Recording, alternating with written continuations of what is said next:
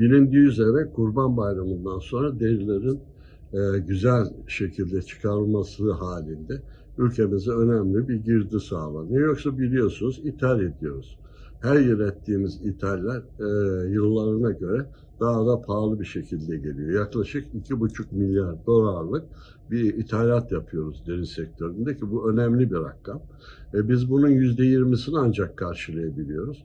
Onun için doğru şekilde bu derilerin istif edilmesi, tuzlanması, aynı şekilde sanayiye gönderilebilmesi için derilerin muntazam yüzülmesi, bıçak yarısının az olması, ehil insanlar tarafından kesilmiş hayvanların en az zayiatla bu derilerin deri sanayinde önemli işe yarayacağının bilinçli bir şekilde yapılması lazım. Yoksa ithalatın bu rakamların çok daha üstünde olacak. Biliyorsunuz euro ve doların fiyatı her geçen yıl biraz daha yükselmek suretiyle veya her ay bu ithalatımızda önemli bir açık meydana gelecek.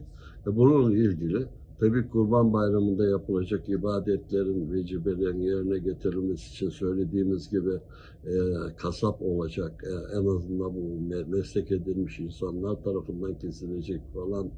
Ama en önemlisi tabii bunun sanayide kullanılır halde olmasının sağlanması lazım.